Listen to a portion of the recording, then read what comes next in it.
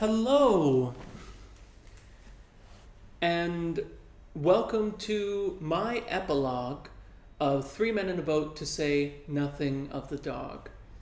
So these are my own personal thoughts on the book. I have them written down because I'm not all that great on speaking on the spot, because I'm just going to ramble and repeat myself. So here's my epilogue of Three Men in a Boat. I believe the strength of this book's humor lies in its innate humanness. Like in the start, when Jerome thinks he's ill because he read a medicine ad and believes that he has the described symptoms. And I know I've done that, read, heard, or watched someone describe a sickness of some kind, and the first question that pops into my head is, wait, do I have this? I scratch my head and think back to the smallest little tweaks and pangs, wondering if those might be the early symptoms, and I find myself almost internally exaggerating things to the point that a stubbed toe might be remembered as a broken foot. And we can relate to the pride and arrogance shown by the characters, like in Chapter 3 when Uncle Podger is trying to hang up a picture. An event that starts and ends with him boldly proclaiming how he is fully capable and that there is no need for anyone else's help, when in the end he's exhausted everyone in the house, nearly demolished the wall, and the picture isn't even hung up straight. And I think it's the acknowledgement of that innate human pride that makes this book so relatable, even 100 years after its original publication.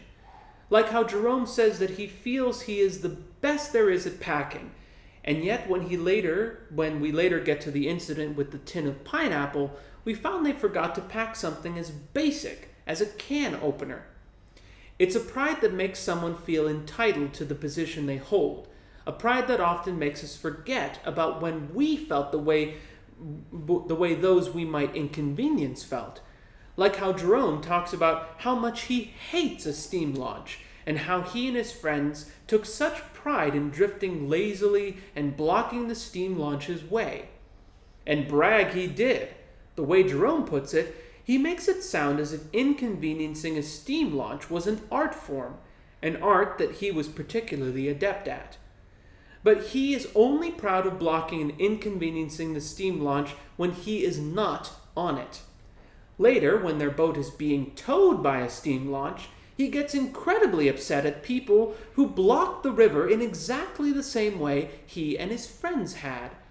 Now, being in the steam launch, people blocking the river are suddenly horribly inconsiderate, and according to Jerome, a few ought to be run over to teach them a lesson. But I believe this is intentional. It is so often inbuilt pride that makes us feel these often contradicting things. That while we are in the position of the boater, we are angry at the steam launch. But when we are in the steam launch, we get angry at the boater. It is more than just a self-awareness that makes this book truly a classic. It is that ability to hold up a safe, non-judgmental mirror to us, the reader. We can laugh at the antics of these prideful men because, on some level, we can relate to them. We understand what it feels like to brag about our ability in something and immediately fail at it. We laugh at their stubbornness to admit fault and their quickness to assign blame because we have done that too. A great book does that. It holds up a mirror so that we might look at our own faults from a non-judgmental and safe place. But there is much more to learn here than was Jerome's original intention. Perhaps ironically, in Jerome's self-aware prodding of men's ability to be oblivious to bad opinions and pride, he himself was oblivious to much of his own. Like in the story of the women towing the line, and how they just can't do it properly.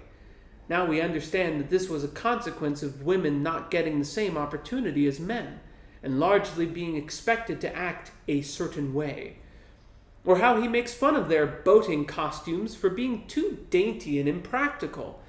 But he is oblivious to the fact that this sort of dress was expected of them. A lady wouldn't go out in practical clothes that the men would, because that would be indecent. There are even a few incidents of casual racism, just thrown in like it's no big deal.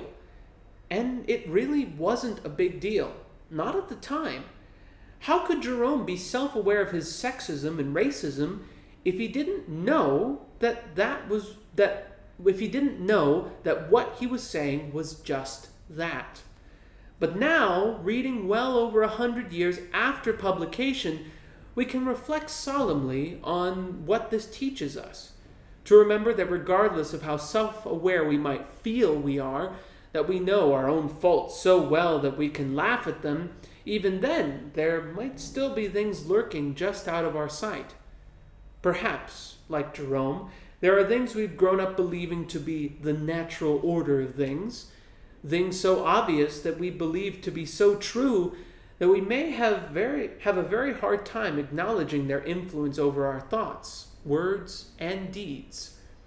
And so, if this book teaches us anything, it's that we must remain humble, that we must not fall into that comfortable trap of believing that all that we believe is right, and that we alone hold that special key to exclusive social truth, to be willing to grow, to listen, to change.